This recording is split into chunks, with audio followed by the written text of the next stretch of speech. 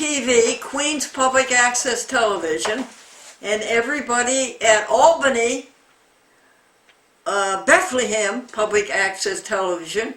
Welcome to a chat with Glendora, and this is June the 12th, 2020, Anno Domini, the year of our Lord. Hi there, friend. Hi, Glendora. You are a dear sweetheart. I would like to introduce you to my dear eyes. This is Alyssa. Hi, everyone. Alyssa, you're going to tell your mommy's name? My mom's name is Sandy, and she's been on the show before, so some of you might recognize that name. Alyssa Blakeman McLean. Yes. And she is a pair of eyes. You see, folks, I lost my eyes. They've gone. They left on February the 7th. They just wore out. And Alyssa has been able to keep everything going. Isn't that nice, Alyssa? Well, not just me. You've had other helpers too, but it's been really fun helping you and getting to see how you make the show, and I've learned a lot helping you with that. Helping others, you'll enjoy satisfaction guaranteed. We got rid of the ego. Selfishness is not allowed. We want you to have it, peace that passes understanding. Helping others, you'll enjoy it, satisfaction guaranteed. Nice. Alyssa Yes. is spelled A E. E L Y S-S-A. Now, the first thing that we'll take care of today, folks, is a Bible lesson. And it is from the New Testament, and it is the book of Matthew, and it is chapter 5, and it is the Sermon on the Mount, and it is the Beatitudes, and it is the first one. Blessed are the poor in spirit, for theirs is the kingdom of heaven. For years, folks, I have had a terrible time figuring out who the poor in spirit are. Do you know who the poor in spirit are? It's not the poor who don't have money. Okay, it's not the meek, because those two are taken care of in the other Beatitudes. Well, I finally think I know who the poor in spirit are. When you have policemen beating up black people, why should anybody hate a black person? The black person was in his home in Africa, happy as could be, and he's landed onto the ground by a group of white thugs. He's shackled. He's dragged across the ground onto a ship and spends stinking, smelling weeks going across the Atlantic Ocean to be chained and forced to work for somebody else, never to see his family again, and his dear family never to see him again. Why should anybody hate a black person? He didn't do that. He didn't want to come here. He didn't do that. And we are guilty too, because we bought their products that they were enslaved to produce. We bought their tobacco, and we bought their watermelons. And to know exactly how it feels, it's really the white person who should get down on his knees to the black person and say, I'm sorry, and I want to atone, and I want to make good for this. If you want to know how it feels, ask the man who wrote the hymn, Amazing Grace. Amazing grace, how sweet the sound to save a wretch like me. That man was the skipper of one of those slave ships. And you see, he knew he was wrong. What did he do, I wonder, to atone for his sins? Okay, that's the way I feel about it. So now I know who the poor in spirit are. They are the people who were treated the way the black people were treated in the 1700s and 1800s. And even before, maybe, into the 1600s? No, the Pilgrims came in 1620. The Folsoms, Glendora, Vester, Folsom, Buell, the Folsoms came here in 1648. That would be 28 years after the Pilgrims, and they came in a ship that looked just like the Mayflower, only it was called the Diligent. And on that passenger list was Thomas Lincoln. Who was that? The great-grandfather of Abraham Lincoln. And they landed in Massachusetts, just below Boston. And they started a colony there. Now, that's who the poor in spirit are. Now, what's our hymn?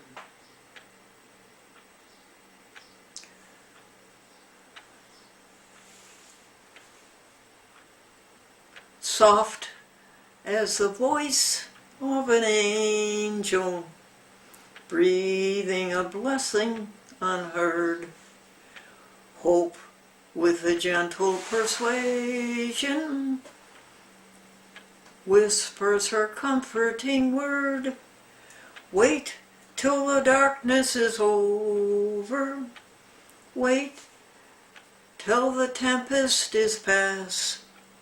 Hope for the sunshine tomorrow, after the shower is gone. Whispering, whispering hope, oh how well come thy voices, making my heart in its sorrow rejoice, rejoice, rejoice, rejoice. Lovely. Alyssa, Yes. would you pass me the microcassette, Sure. and we'll tell the people, we'll go over our words, Sure. because we're all trying to refresh our vocabularies. We use such tired out, dull words. Here it is. Thanks, honey. No problem.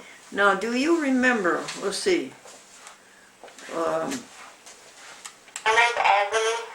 Anita, Arnie. oh, wrong disc. Did you know that Adam was talking to Eve? No, Adam was talking to God. And he said, God, why did you make Eve? And God said, well, I thought you were lonesome.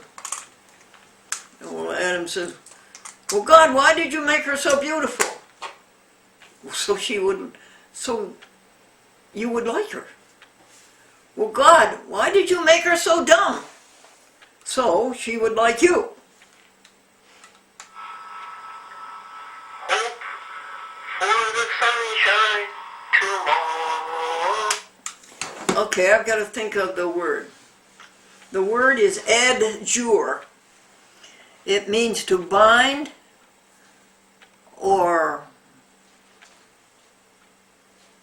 control to a very rigid contract under penalty of a curse. Not a nice word. And the next word is adjourn. Do you know what that means? Adjourn. Oh gosh. Something to postpone until tomorrow? Yep. That's right. Never do today what you can put off until tomorrow. And then there's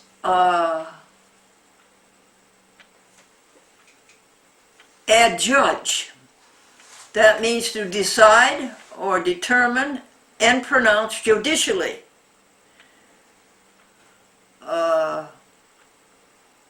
To decree or to order. Then there's adjudicate. That means to hear, try, and determine and pronounce judicially.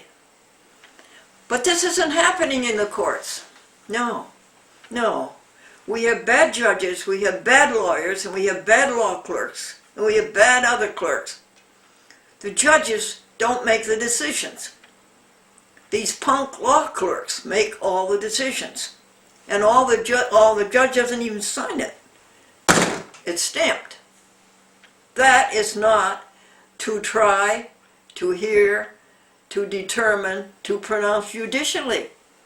Because it isn't signed by a judge. And all these false and phony orders all over the USA, and every court that I know of, are all fake orders, are all fake. And then another word is adjutant. You are an adjutant. Did you know that, Alyssa? An adjutant? You are an adjutant. An adjutant is a helper. Oh, okay. I didn't know that. So adjutant, Alyssa. ELYSSA. Yep, you got it. And then after our words and our hymn, we have some jokes.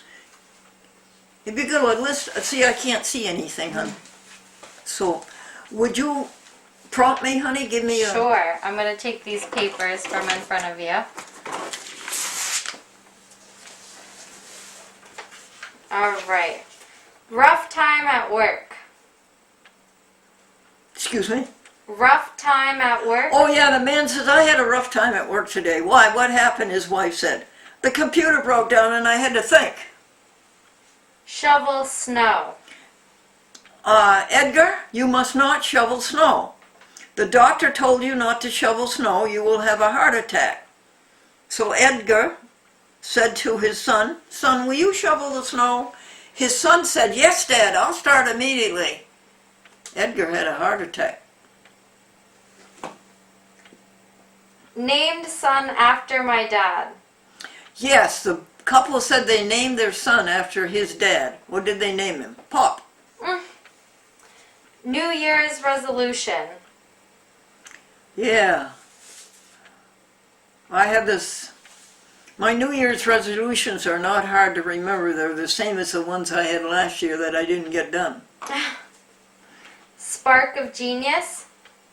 The teacher said, for every student who has a spark of genius, there's 10 others who have ignition problems. Apple's teacher old days. Yeah, in the old days, the teacher said, it was fun being a teacher. The kids used to bring you apples. Now they just drive you bananas. Behind every successful man. Behind every successful man is a proud wife and a flabbergasted mother-in-law. Outlying district. The politician won in all of the outlying districts because during the campaign he was outlying in all of them. Gatorade.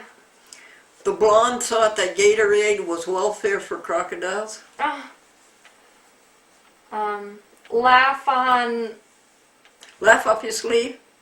Yeah, No. maybe. Laugh on Monday? No. Oh yeah. How do you make the judge laugh on Monday, Alyssa? How? You tell him a joke on Friday.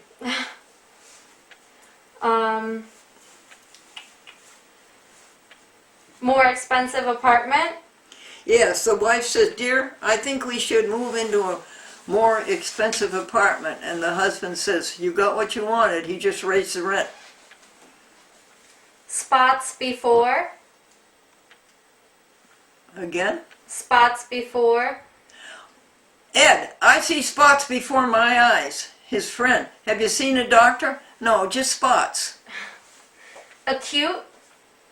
The doctor said to the pretty young girl, You have an acute appendicitis. And she says, Now look, dog, I didn't come here to be flattered. Hereditary. There's nothing I can do for your disease, the doctor said. It's hereditary. And the patient said, send the bill to my dad. German? German. Yes. During the 1940s, the 1950s, there was a doctor who was so assiduous that when he gave a shot for the German measles folks, he gave 2 shots. One for East Germany and one for West Germany. One of family?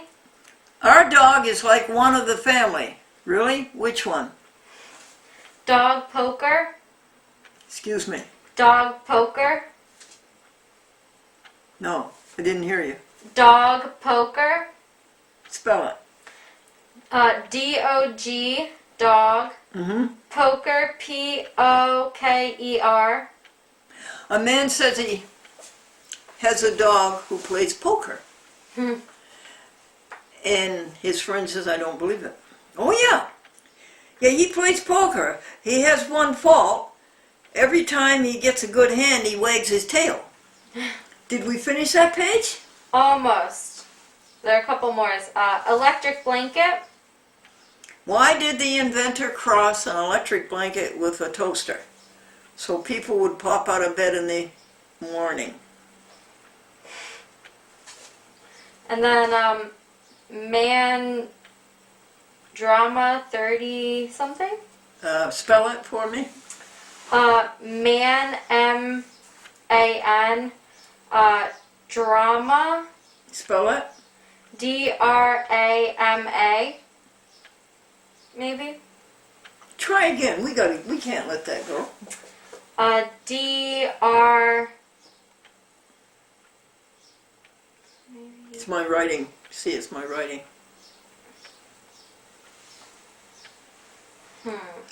This, my friend and I were talking to another friend, and we were out on the sidewalk, and there was this darling kitten winding itself around the friend's ankles. You know how they do when they want to be fed?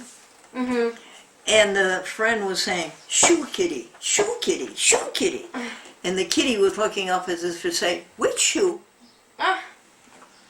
Alyssa, tell me about the college you went to in Asheville, North Carolina. Sure.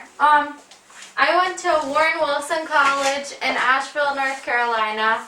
And it was a little bit of a unique school because they have a guaranteed work study program. So all the students participate in work study, and they also have a service learning component to graduation, which meant in order to graduate, students had to do a certain amount of community service projects and write reflections or do other types of projects after they'd done the service to reflect on the experience. Nice. Yeah, it was really nice. The school's very beautiful. They have a working farm there. And so some students work and study on the farm. That's Asheville, North Carolina. Yeah, Asheville, North Carolina. And you can imagine it would be beautiful in North Carolina. Yeah, it was really beautiful there. And I went there to study English and theater. And because of the work study program, I was able to work in the theater for all 4 years. And that was a lot of fun for me. There were other students in that work study program who were majoring in theater, but there were others who had totally different majors. It was just something, a really fun way for them to get to work and practice with their theatrical skills and learn carpentry skills or sewing skills. And you did all those things, didn't you? I did, yeah. What were some of the parts that you played? Well, when I was a freshman, we did Pygmalion, and I got to play Clara in Pygmalion, and that was a lot of fun. It was, yeah. Yeah, she's Freddie's younger sister, and a really fun role. Did people say nice things about you? They did, and I really loved the costumes I wore. Beverly Oler, our costume designer there, had a lot of really great work, and in my senior year I got to work in the costume shop a little bit. Yeah. The other 3 years I'd been in the scene shop, and that was a lot of fun. I really enjoyed doing both of those things. But getting to work with all the fabrics and the colors, putting together costumes was really a lot of fun. You liked that a lot. Yeah, I did, yeah. Did we cover them all, junior and senior? Yeah, I think so. Yeah. How did you hear about the college? I got a letter from them in the mail, and I liked what they had wrote, and also the pictures of the campus and the farm. And I thought that if I had to be anywhere to study, I would want to be somewhere where I could go outside a lot, and that campus was perfect for that. That Asheville is a really small city, and the college is actually in Swananoa, which is a relatively small rural town, but it's just beautiful there. Here she is, 18 years old, never been away from home, and off she goes all alone. 200 miles, would you say it is? 300? Yeah, it's pretty far. I don't remember exactly. From upper New York, from Albany area, New York, we'll say, all the way down to Asheville, North Carolina. Mm-hmm. And you, weren't you scared?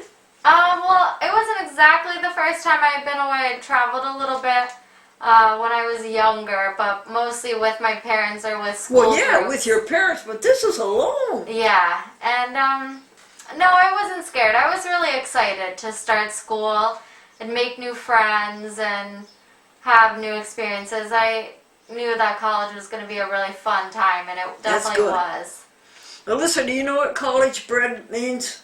No. It means a 4-year loaf based on the old man's dough. Now we've got to figure out. I forgot to clock this. Do you know what time we started, Alyssa? I can tell you what time it is now. Where is it? This is a speaker. We clock. started about 22 minutes ago. Oh yeah, how did you know that, Annie Penny? I checked the cameras. Oh, you did? Yes. Oh, that's good. Will you let me know when 8 minutes goes by? Sure. Or make it 7, huh? 7? Okay. Yeah. Well, thank you for that lovely tale about your college. Of course. Now, what did I want to talk to you about, folks? The chat with Glendora, what is it all about? It has a message. It has a very, very fine message. And it is really the best public access show there is. You want to know why? Because of its message, which is, when all is said and done, the only thing that really mattered was how did you treat others.